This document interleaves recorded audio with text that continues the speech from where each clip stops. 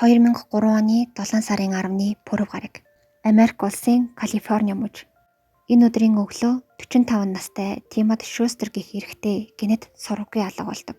Тухайн үед Тимот гигийн Агнесийн нэгдсэн эмнэлэгт сувилагчаар ажилладаг байсан бөгөөд өмнөх өдөр нь гэнэт эмнэлгээс халагдсан тухай мэдээлэл хүлээж авсан юм байна. Тэр халагдсан өдрийнхөө маргааш эмнэлэгт цуг ажилладаг хүмүүстэйгээ уулзаад үдээс хойш нь халагдсан эмнэлэгтээ сүүлчийн ярилцлага өгөх ёстой байсан. Гэвч тэр өдөр товлсон цагтаа товлсон газраа ирээгүй сургагын алга болсон байна. Тэгээд маргааш нь Тимотийн найз цагдаагийн газарт очиод түүнийг сургагын алга болсон гэх дуудлагыг өгсөн. Цагдаа нар түүнийг ажлаасаа халагдсныг мөн эхнэрээсээ салсан гэх мэт асуудлуудаасаа болоод хаа нэг газар очсон муугар ботход өөрийнхөө амийг хороосон байх магадaltaй гэж таамаг гаргаад мөрдлөгөө эхлүүлсэн. Мөрдөгчд эхлээд Тимотийн ганцаараа амьдардаг гэрт нь очиод гэр доторхойг нь нэгжихэд түүний төрөвч болон машины түлхүүр мөн гар утас гэх мэт зүйлсийг нь олдог. Тэгээд цагдаа нар мөрдлөгийнхөө таамгийг өөрчлөн хэн нэгэнд барьцаалагдсан гэж үзээд мөрдлөгөө үргэлжлүүлнэ. Мөрдөгчд хамгийн ихэнд түүний эхнэр Лалисаг сэжигтнээр татан байцааж эхэлсэн. Яагад гэвэл тэд салсан ба салахын өмнө нийлээдгүй муудалцаж байсан гин. Байцаалтын үеэр Лалиса нөхөртэйгөө сүүлийн үед уулзаагүй. Тимот сургаггүй болохоос 2 хоногийн өмнө буюу 2003 оны 7 сарын 8-ны мягмар гарагт түүнтэй мессежээр харьцсан гэж мэдүүлсэн. Тимот түүн рүү хүүхэдтэйгээ уулзмаар байна гэж бичсэн. Тэгээд 7 сарын 10-ны 6 цагт гэрт нь очиж уулзахаар болсон ч Тимот ирээгүй. Энэ өдөр Лалиса нөхрийгөө ажлаасаа халагдсан гэдгийг мэдсэн болохоор тэр асуудлаасаа болоод сэтгэл санаагаар унсан. Тиймээс ч товлсон цагтаа ирсэнгүй гэж бодсон гэж мэдүүлсэн байна. Тэрээр үргэлжлүүлэн гэсэн ч миний санаа зовоод түн рүү залгасан тэр утсаа аваагүй. Тэгээд тэр өдрийнхөө орой 8 цаг 30 минутанд над руу залгаарай гэд түн рүү мессеж явуулсан гэсэн ч түүнээс хариу ирэхгүй байсан болохоор оройны 10 цаг 30 минутын үед түүнийг гэрийнх нь урд очиод дахиад утас руу залгасан. Гэрээг нь гадаа 15 минутын турш утас руу залгаж хүлээгээд хаалгыг нь тогшсон. Тэгэхэд хаалгаа тайлаагүй. Хаалганд нь чихээ дагаад сонсоход ямар ч чимээ гараагүй. Тэгээд би гэрлүүгээ буцсан. Энэ өдрөөс хойш түүнээс дуудлага ирээгүй. Би ч дахиж залгаагүй гэж мэдүүлсэн байна. Харин мөрдөгчд Лалисаг худал ярьж байна гэж үзсэн. Яагад гэвэл Тимот сургаггүй болохын өмнөх өдрийн шөнийн 2 цагт Лалиса Тимот руу залгасныг Тимотийн утаснаас мөрдөгчд олж мэдсэн байсан ба түүнд үүнийг нь харуулхад түүний царай ховсгийгээд хэсэг балмагдан дуугаа сууж байснаа. Тимотийн утасны дугаар миний утасны хэлбэр дуудлага хийх хэсэгт хадгалаастай байдаг юм. Тиймээс дарагдчихсан байсан. Тэр шөнө би буудан дээрээ хөвтөөд зурагт үзэж байгаад түр дууг хийснээ удалгүй сэрсэн. Гэтэл түүн рүү залгагдчихсан байсан гэж тайлбарладаг. Мөрдөгчд түүний яриаг сонсож дуусаад үнэхээр таны утасны чинь хэлбэр дуудлага хийх хэсэгт хадгалаастай байгаа хэсгийг шалгаж болох уу гэхэд Лалиса тэдэнд уцаа гэртээ үлдээсэн учраас одоо харуулах боломжгүй гэж хариулсан байна. Мөрдөгчд байцаалтаа түр завсарлаад гадаа гарч тамхилахдаа машины зогсоолт буй Лалисагийн Lexus маркийн машин байхыг харна. Машин руу төхөж очиод цонхоор нь дотор талыг нь ажихад суудлын дээр нь гар утас байсан. Мөрдөгч шууд Лалисагийн дугаар руу залгахад машин дотор байгаа утас дуурдаг. Мөрдөгчд буцаж ороод Лалисад утас нь машин дотор байгааг хэлж хурдхан машинаас аваад хадгалаастай дугааруудаар шалгуулахыг шаардсан. Лалиса машин дотроосоо утсаа авмагц мөрдөгчд түүний утсыг шалгахад Тимотийн дугаар огт хадгалагдаагүй байсан байна. Үүнийгээ тайлбарлахдаа тэр өдрийн шөнө түн рүү залгачаад дараа нь утсан дээрх дугаараадаа устгасан юм. Тэр үед түүний дугаарыг устгachсан. Мөн тэр өдрийн шөнө түн рүү санаандгүй залгаагүй нөхөртэйгөө асран хамгаалах эрх болон гэрлэлтэд цуслуулах талаар ярилцахаар залгасан гэж хэлсэн. Мөрдөгчд Лалисаг сэжиглэж эхэлдэг. Яагад гэвэл хохирогч руу хамгийн сүлд залгасан мөн байцаалт өгч байхдаа ярьсан зүйлээ булцааруулах эсвэл худал ярьж байгаа нь илт мэдэгдэхэр зүйлүүд ярьж байсан бас маш их сандарч байсан гин. Гэвч эдгээр нь хангалттай нотлох баримт болохгүй тул илүү их баримт нотлохоо цуглуултлаа түүнийг тавьж явуулсан юм байна. Дараагийн өдөр нь буюу 2003 оны 7 сарын 12-ны бямб гарагт Лалиса Тамиг их найзтайгаа уулзсан ба энэ үедээ урдынхаасаа тис өөр сандарсан нэг л таагүй харагдсан гин. Лалиса найздаа Тимотийн үхэлд мөрдөгчд намайг сэжиглэж байгаа. Миний утасны дуудлагыг чагнах эсвэл машинд мань чагнах төхөөрөмж суулгах вэ гэж болгоомжилж байгаа тухайга мөн Тимотийг сургаггүй болсон өдрийн шөнө нь 2-3 цагийн хооронд уг нь бол ажил руугаа явсан. Гэтэл сандарсандаа мөрдөгчдөд баахан өөр зүйл ярьж асан гэж хэлсэн. Энэ талаар сонссон найз нь удахгүй гэр болон ажлыг чинь шалгах бах таа гэж хэлэхэд Лалиса гинэт сандран хүүхдийг мань түр харж байгаарай гэж гуйгаад найздаа хүүхдээ үлдээгээд гадагш гараад нэлээд хэдэн цагийн дараа гэртээ ирсэн гин. Энэ өдрийн маргааш буюу 7 сарын 13-ны нэм гарагт Лалиса хүүгээ дагуулan 2-7 хоног аяллаар явсан. 7 сарын 14-ний даваа гарагт нь Лалисаг гол шижигтэн гэж үзээд 7 сарын 14-ний даваа гарагт нь Лалисаг гол сэжигтэн гэж үзэж байсан мөрдөгчд түүний ажлынхан болон эргэн тойрныхноос нь мэдүүлэг авч эхэлсэн. Лизагийн найз Тина түүний ярьсан зүйлийн талаар мөрдөгчдөд хэлж мөн ажлынхан нь түүнийг аялалд явхаасаа өмнө ажил дээрээ ирээд хачин зүйлс ярьж мөн хачин үйлдэл гаргаж байсан талаар нь мэдүүлдэг. Ингээд эдгээр мэдүүлгүүдийн ачаар мөрдөгчд түүний гэр болон ажил дээр нэгжлэг хийх зөвшөөрөл авч чадсан юм байна. Маргааш нь буюу 7 сарын 15-ны мягмар гарагт мөрдөгчд Лалисад хэлэлгүй түүний гэр болон ажлын газарт үзлэг нэгжлэг хийхэд харамсалтай нь ямар ч сэжигтэй зүйл олоогүй. Тэгэд тэд түүний ажлын буюу лабораторийнх нь агуулгахыг шалгахаар болж лабораториос нь хэдхэн километрийн зайтай байрладаг агуулгах руу явсан. Агуулгад очимогц тэдэнд тэсхийн аргагүй муухай өнөр өнөрцөн бөгөөд мөрдөгчд агуулгах руу лабораторийн ажилтны тусламжтайгаар нэвтрэн орж 55 литрийн багтаамжтай цэнхэр өнгийн сав олдог бөгөөд муухай өнөр тэр савнаас гарч байгааг анзаарсан. Тагийг нь нээгээд харахад сав тэр чигтээ шингэн зүйлээр дүүрэн байсан ба энэ нь давсны хүчил байсан бөгөөд юу нь мэдэгдэхгүй зүйл дотор нь хөвж байсан. Мөрдөгчд хөвж байгаа зүйлийг юу болохыг мэдхээр лаборатори руу ДНК шинжилгээнд явуулахад савнд байсан зүйл цогцос байсан ба Лалисагийн сургаггүй алга болсон нөхөр Тимотийн цогцос байсан байна. Түүний биеийн эргэтнүүд хүртэл уусмалд хайлт жижигэрсэн байсан. Амьд байхдаа 85 кг орчимжинтэй байсан ч цогцос олдох үедээ ердөө 35 кг болсон байжээ. 7 сарын 13-нд мөрдөгчд Лалисаг хүүтэйгээ дараагийн аялах маршрут болох Миссури муж руу явах гэж байгааг мэддэг. Тэгээд тэднийг Миссурид очихоос өмнө мөрдөгчд төрүүлж очоод онгоцны буудал дээр энгийн хувцастай хотолт хийж Лалисаг онгоцны буудал дээр буунгууд нь баривчилж чадсан байна. Ингээд мөрдөгчд энэ хэргийн талаар мэдээлэл хийж хэрэг анх удаа олон нийтэд ил болж байжээ. Лалиса 1960 оны 1 сарын 1-нд Миссури мужийн Гадариенс хотод чинэлэг фермерчний гэр бүлд төрсөн. Тэрээр Миссури мужийн их сургуульд биохими мэргэжлээр сурч төгссөн. Оюутан байхдаа тус мужийн Колумбиа дахь нэгдсэн эмнэлэгт дадлага хийж байх үеэрээ ирээдүйн нөхөр болох Сувилгын сургуулийн оюутан Тимот Шустертэй танилцсан байна. Лалиса царайлаг оюутан залуу Тимотийг хараад анхны харцаар дурлсан бөгөөд танилцаад удалгүй түүнтэй хурмаа хийх хүсэлтэй байгаагаа гэрээхэндээ хэлж байсан. Лалисагийн эцэг их эхэндээ Тимотийг хүлээн зөвшөөрдөггүй. Ядуу оюутан гэдэг утгаар дорд үздэг байсан гин. Гэвч Лалиса эцэг ихтэй Тимоттой хоримлуулахгүй бол сургуулаа хайж насаараа ажил хийхгүй амьдрна гэж хэлж байсан. Энэ үгийг сонссон эцэг их яах ч аргагүй байдалд орсноор хурим хийхийг нь зөвшөөрч тэд 1982 онд хурмаа хийсэн. Хосоод 1985 онд охин Кристинийг төрүүлж үүнээс хойш 4 жилийн дараа буюу 1989 онд Калифорни мужийн Фресно руу нүүсэн юм байна. Тэгээд Лалиса хөдөө аж ахуйн судалгааны хүрээлэнд биохимиээр ажилд орж харин Тимот Сент Агнесийн нэгдсэн эмнэлэгт сувилагчаар ажиллаж эхэлсэн. Тэгээд 1 жилийн дараа буюу 1990 онд тэдний хүү Таylor мэндэлсэн. Энэ үеэс Лалиса охиноо үл ошон зөвхөн хүүдээ хамаг анхаарлаа хандуулдаг болсон гин. Тиймээс Лалиса болон түүний охин Кристин хоёрын харилцаа муудаж охин нь 10 нас хүрэхдээ ээжтэйгээ таавгүй харьцдагасаа болж хамт амьдрах боломжгүй болж байсан гин. Өөртөө муухай харьцаж байна гэдэг шалтгаанаар охиноо гэрээсээ хөөсөн ба түүнийг өөрийн төрсөн нутаг болох Миссури муж руу хамаатных руугаа явуулсан. Энэ бүх үйл явдлыг Тимот харж байсан ч юу ч хэлээгүй гин. Тэгэд 1997 онд Лалисад авч байгаа цалин нь бага санагдаж өөрөө бизнес хийж эхлэхээр болж ажилласаа гарсан. Тэгээд судалгааны лаборатори байгуулж түүнийг Централ Калифорниа гэж нэрлсэн. Үүний дараа өдөр шөнөгүй шургуу ажилласаар судалгааны газар нь олон үйлчлүүлэгчтэй болж мөнгө сайн олдог болсон. Тэгээд 2000 онд тэдний гэр бүл Калифорни мужийн Кловист байрладаг харш худалдан авч тэндээ амьдарч эхэлсэн байна. Тэр үед Лалиса Нөхөр Тимотос хэд дахин илүү мөнгө олж байсан учраас гэрийн өрхийн тэргүүн шиг л аашилдаг болсон байсан.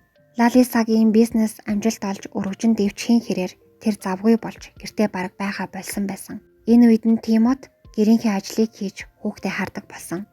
Гэвч Лалисагийн шаардлага улам ихсэж байсан.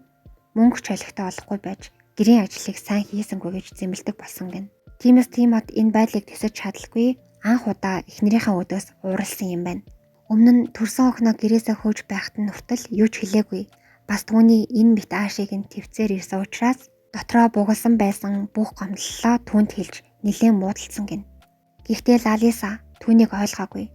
Ойлгох нь байтугай мөнгө ч олигтой олдоггүй юм байж миний өдөөс юм ярьлаа гэж түүнд өршсөн ч эхэлсэн. Нөхрийгөө өнгөрсөн хугацаанд юу бодож явсныг нь мэдээд уурлан түүнээс салахаар шийдэж 2002 оны 2 сард Тимотос салах өргөдлөө өгч түүнийг гэрээсээ хөөсөн.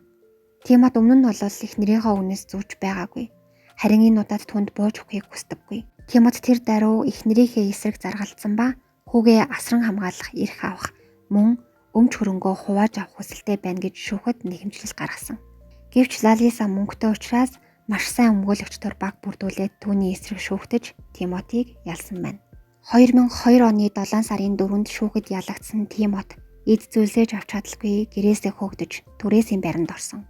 Удалгүй Лалиса хүүтэйгээ аялалд явсан ба тэднийг эдгүй хойгуур Тимот салсан их нэрийнхээ гэрт ороод өөрийн гэсэн эд зүйлсээ авсан. Аяллаас ирээд гэрийнх нь зарим эд зүйлс байхгүй болсныг харсан Лалиса ууралсан ч цагдаад мэдэгдээгүй чимээгүй өнгөрсөн.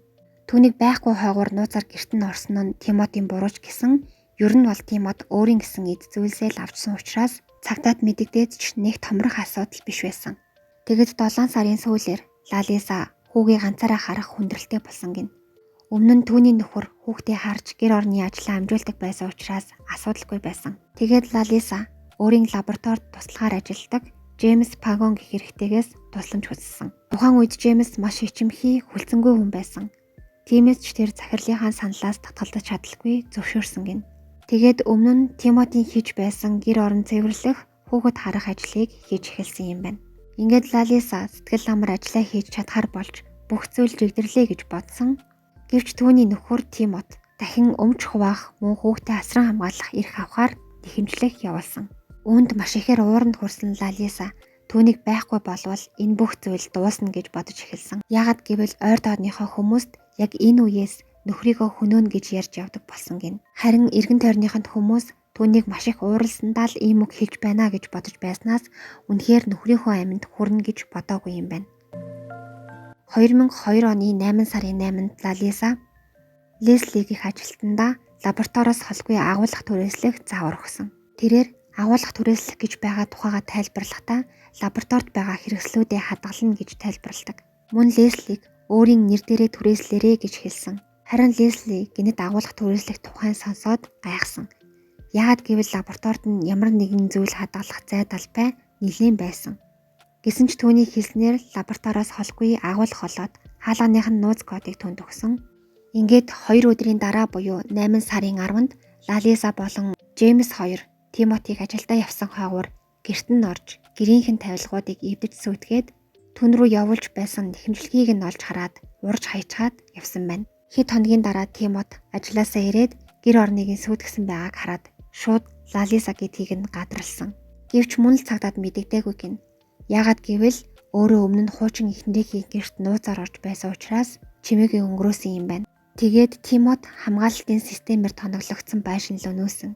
Мөн гинтийн ямар нэгэн муу зүйл болж байгаадгүй гэж бодоод гар бүү хүртэл худалдаж аваад гэртээ хадгалсан гин. Түүнийг хамгаалтын системтэй байшинлуу нүүснийг нь мэдээд Лалиса өөрийнх нь хийсэн үйлдэлээс айсан байна гэж бодоод тавлангуй эргэн тойрныхандаа буюу ажлынхандаа түүний талаар ярьж шоолдог байсан гин. Тимот бууж өгөлгүй дахин шүүхэд хандан нэхэмжлэх явуулсан. Харин Лалиса түүний энэ үйлдэлд өш санан түүнийг өгөх их тухай бодлоо гүйцэлдүүлэхээр болсон юм байна. 2003 оны 4 сарын 3-ны өдөр гинэт сэнхэр өнгийн 55 литрийн багтаамжтай том сав барьчихсан ажил дээр ирсэн байна.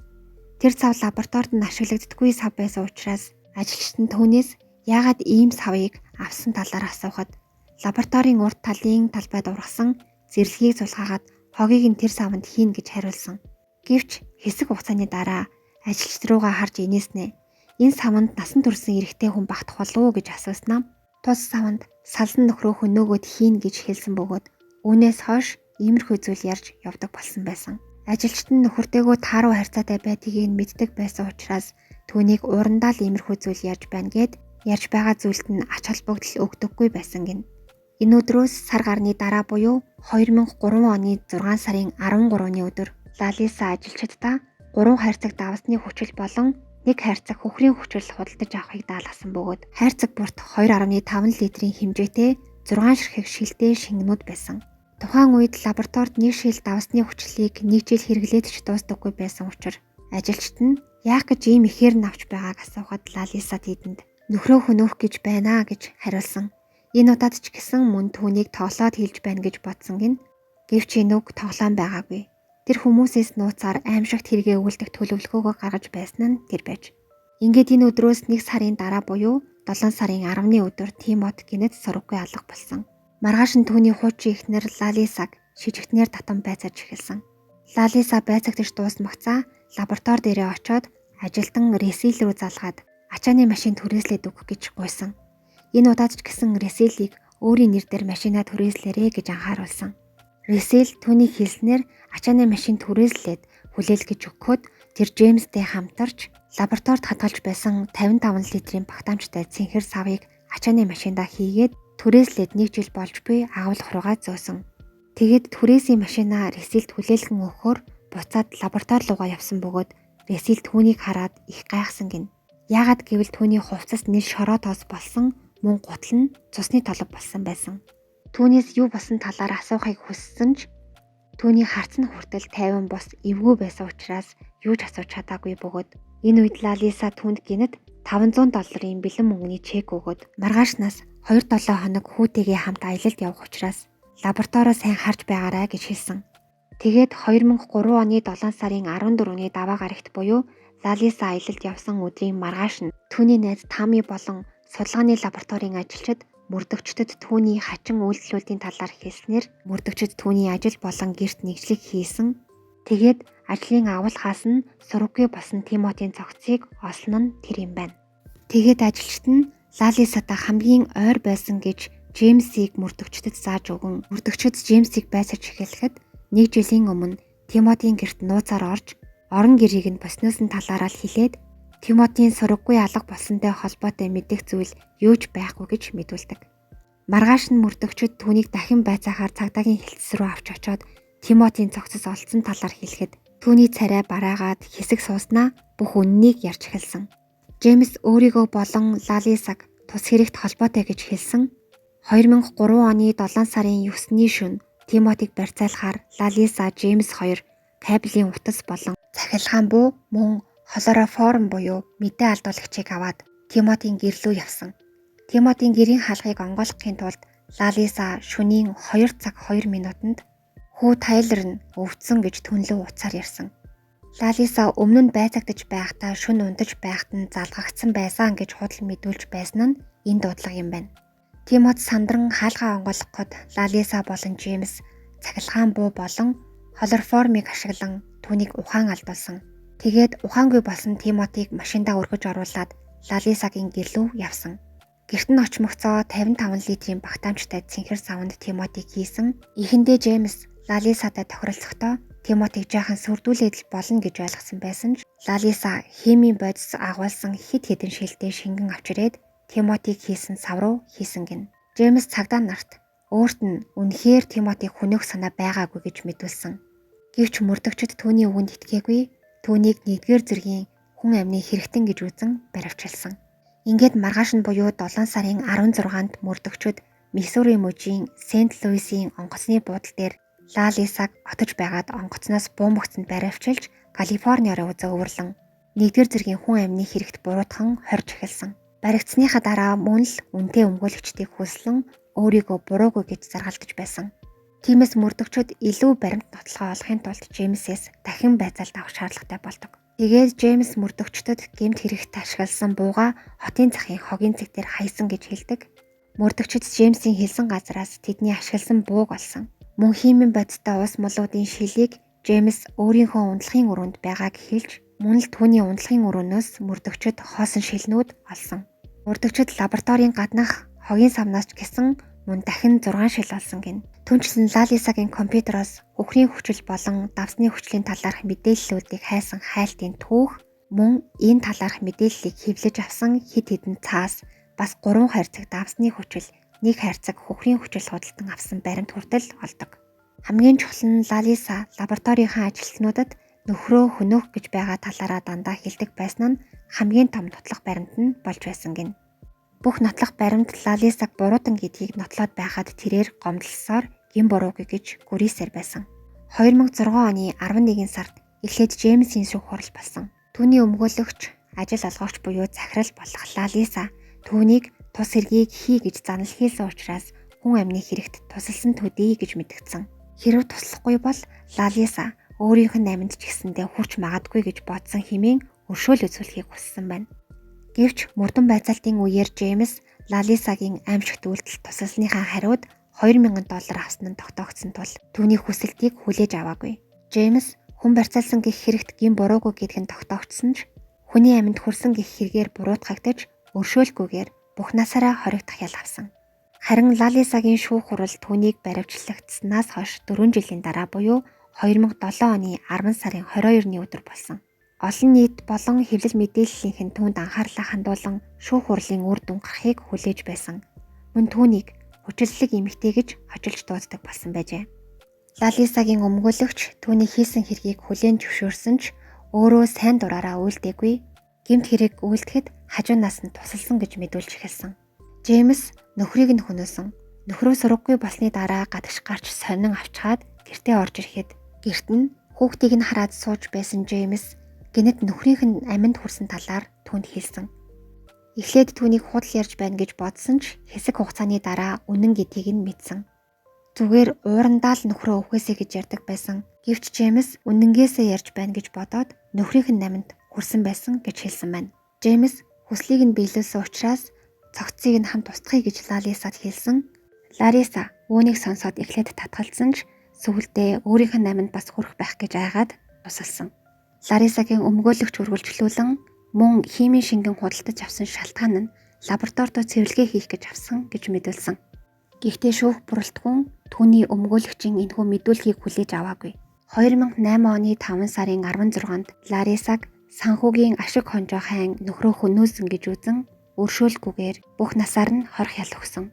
Лалисагийн сүүлийн буюу яг уг шүүх хурал дээр түүний охин Кристийн шүүхийн танхимд зогсоод ээж нь өмнө нь түүнтэй яаж харьцдаг байсан талаар бүгдийг нь ярьсан. Шүүх хурлаас Тимотийн оршуулгах ёслолын зарлалыг Лалисаг гаргахыг мөн охин Кристийн болон хүү Тейлор нарт их хэмжээний тэтгэлэг өгч байх шийдвэр гаргасан. Одоо ч гэсэн Лалиса өөрийн гин буруугаа хүлээн зөвшөөрөхгүй, үлдсэн бүх мөнгө хөрөнгөө цацсан, үнэтэй өмгөөлөгч хөлслөн заргалзаар байгаа юм байна.